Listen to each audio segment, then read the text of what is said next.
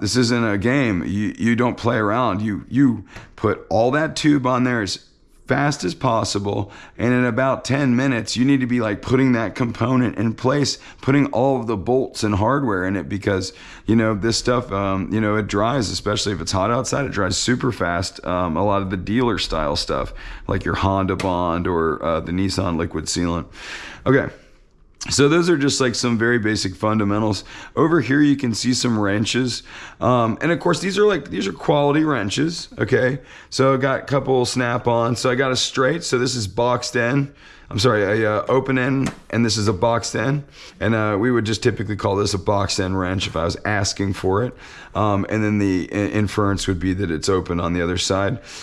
This is what I would call a double offset box end. Okay, and that's a good, and that's going to be something you need. So the sizes, I used to do the GTRs and the 370Zs and a lot of the other like older Skyline stuff, and the sizes that you need to work on that is basically 8mm wrench all the way up to 21, and then I would suggest having offsets in every single one of those, and then you're also going to need to have line wrenches for doing brake line work. Then of course that involves master and slave cylinder work, ABS unit work, things of that nature. So you want to have a good set of open and box, double box, offset, and then running through the gambit all the way to the 8mm. Then you want to have the line wrenches.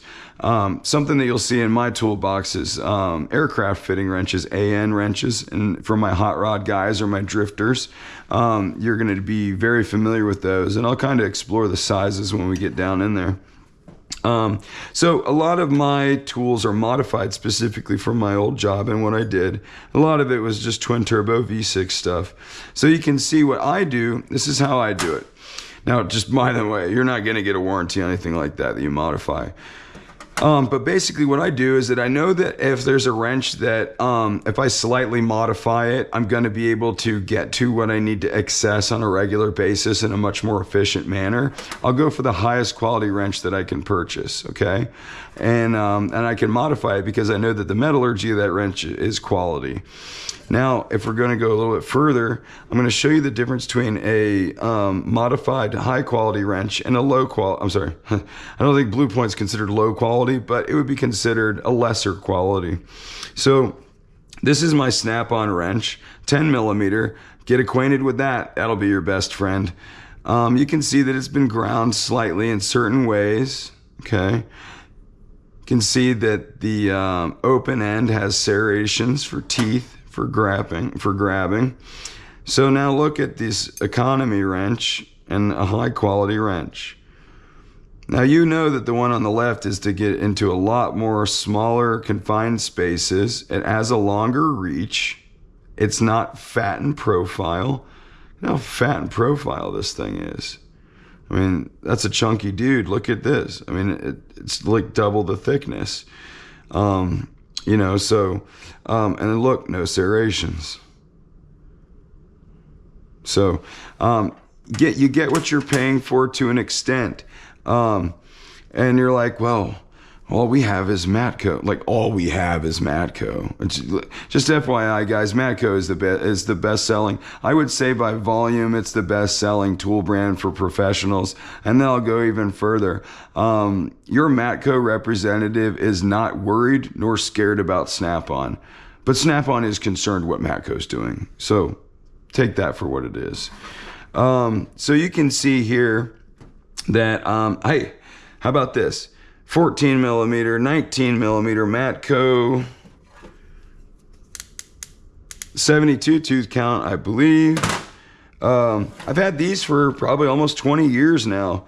I've abused these on another level. I just thought these were cool because I do have a set of Matco's ratcheting wrenches that I had for a really long time. And I thought I'd bring these out just so that you could see that, these are quality wrenches from like 20 years ago and I still have them. So that's the longevity of those Matco tools. And ratcheting wrenches are kind of notorious for not like lasting that long, but that's pretty smooth. I'm talking like big boy bolts on struts. I mean, shit, I probably loosen lug nuts with this thing, dude. Tight. So those are quality wrenches. So this is a example of a modified wrench. Turbocharger stuff probably. Oh, probably like banjo fittings for water lines.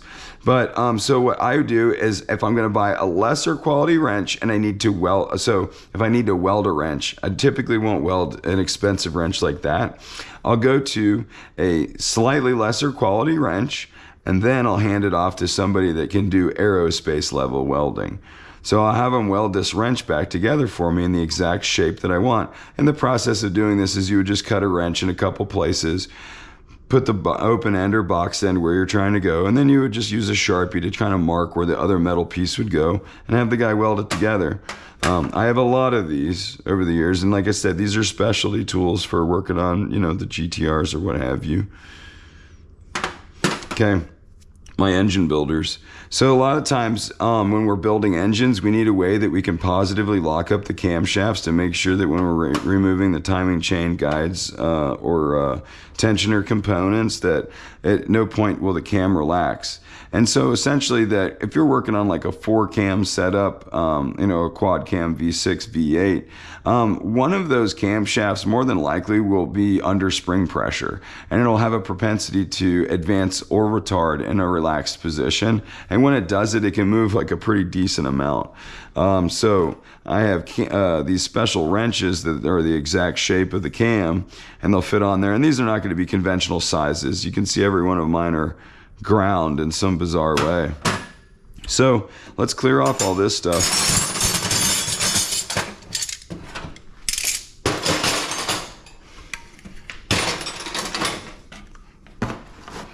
Oh, Vaseline, I probably didn't talk about it. This is a lubricant for fuel system components. It's what we use. It dissolves in fuel. Also, to cooling system components. Also, if you don't have something that's an electrolytic grease, you can use this on terminals, etc. All right. So moving forward. And like I said, this is just as an older mechanic, you'll have another box that's a transfer box. So, point out something else. You see the size of this cart? See the size of that box?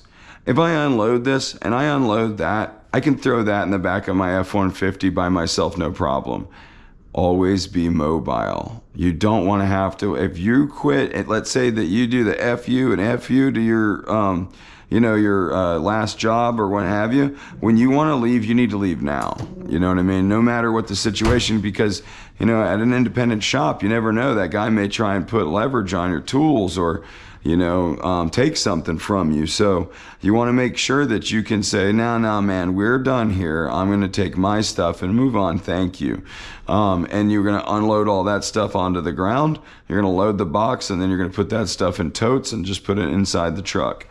Or your buddy's truck or whatever. Let's put it this way. You can get your buddy's truck to a mechanic shop a lot faster than you're probably going to get that tow truck scheduled. And are you really going to be in the mood to have that tow truck scheduled if you're mad? You're more than likely going to be so damn mad that you're going to be able to throw that whole thing in the back of a F-150, just like I've thrown that one in the back of an F-150.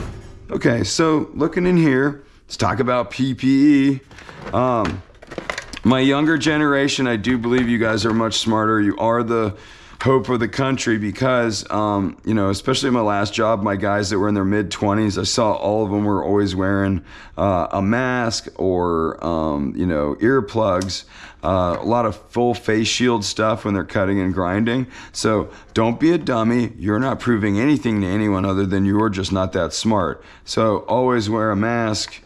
Always wear a full face shield. I know we have glasses at school that we typically use, but in the field you may be doing a lot of cutting and grinding. Obviously the gloves would be important for that. Also too, leathers for working on exhaust stuff if you have to do it hot. But yeah, so in the field when you're doing a lot of cutting and grinding, you want to run a full face shield because whenever those grinding discs come off, I mean, it's pretty nasty what the injuries look like. So here's something we need to talk about: lighting. Lighting is a critical tool for, here's another one. Yeah, so lighting is a critical tool for you guys when you're working in a mechanic shop. A lot of mechanic shops are just dimly lit. Furthermore, you're under a vehicle. There's not a lot of light going through the body of the car. So you want to have a quality light. I stress magnetic. Okay. Also, you want to have backups. So have those backups. Here, we have a rethreading kit. On the cars that I used to work on, they have a lot of underbody panels for aerodynamics. And those threads get gored up over time. They get corrosion. The cars are much older now. So you're going to have something like this. It's essentially a chaser kit for nuts and bolts. Subframes, when you're putting the subframe back inside of a engine bay, you may need to chase the threads on the studs, so that's a kit that you definitely need to have. Put that over here. We've done brakes already in our class, and I think you guys already used these. And oh, they're Matcos, it's crazy. I had them for a really long time. So I really can't stress that enough. Just go ahead and get 4 of them. You need 4 of them if you're doing brakes and a lot of your entry-level stuff other than the fluids that I talked about. Next thing, brakes, tires, wheels alignment, stuff like that, wheel bearings. So you're going to be hanging brake calipers constantly. Having 2 heat guns, a good heat gun and a heat gun as a backup. You can use that from anything from like 3M double-sided tape to possibly an engine component that you're attempting to slip fit onto another one. Conventional timing, like for old school Skylines, old school sports cars. There's the battery tender right there. Quality